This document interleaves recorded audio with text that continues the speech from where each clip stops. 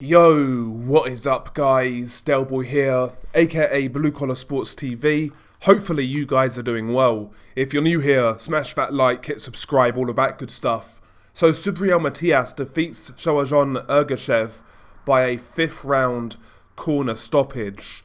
Now going into this fight, I was looking forward to it. I felt it would be very competitive, but ultimately a fight that Matias would end up winning by late stoppage. I felt Ergashev would give Matias some trouble in this fight. However, totally wasn't the case. This was a one-sided fight and Matias really had it all his own way. Once again, he makes another fighter quit. I've lost track now of how many times this guy's made his opponents quit. I think his last 5 opponents have all retired. Either through doctor stoppages, retired on the stool, that sort of thing. Matias has that sort of style. It's grind you down mentally, physically, until you have nothing left. And there's actually very few fighters like that in boxing today. As you guys know, I've spoken about Matias for, I feel like several years now. He's one of my favourite fighters for that reason. Always aggressive, always throwing a lot of punches, always fights with spirit, and he gives fans what they want, or what a fan like me wants, which is aggression, which is somebody who's trying to force the fight, and Matias brings that to the table every time. And I think, quite frankly, now it's time for Matias to get a big fight. I think he deserves it. We're talking fights with the likes of Devin Haney, or the Haney Prograis winner, Teofimo Lopez, these sort of guys. These are the sort of fights he deserves now, in my opinion. Because when you look at his resume, he's gone through many unbeaten fighters, guys who are kind of unknown but dangerous. We're talking about guys like Ergashev, like Jeremias Ponce, Maxim Dadashev, rest in peace, Junkumbayev. He's going through these guys who are unbeaten. Malik Hawkins is another one. And he's fighting guys that, other top guys may not necessarily fight because they are somewhat unknown but maybe dangerous. Matias has blown through these guys now time and time again. And as I said, I think it's now time for Matias to get one of these big fights. Is he going to get these big fights? I have my doubts, quite frankly. It's a shame that Matias isn't more well known than he is.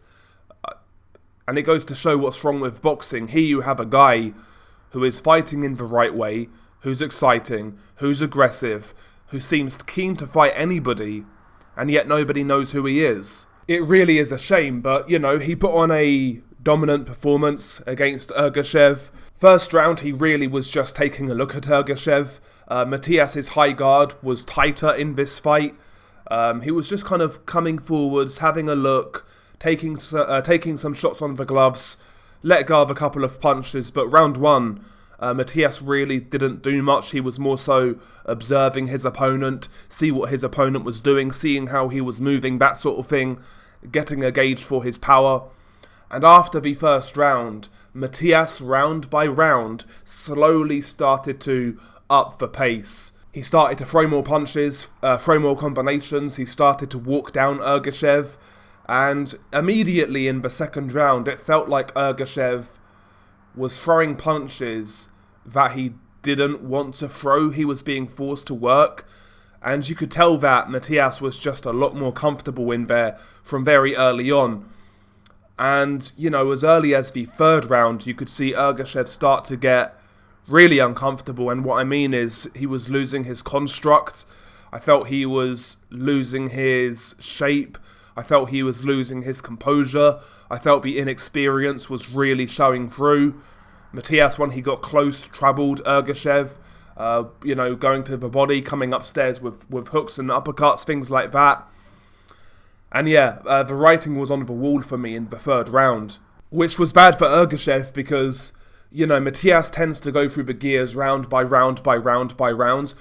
It usually takes Matias up to 6 or 7 rounds to really get in his flow state, and he never got into that in this fight. He was just building up to it, and even that was too much for Ergashev.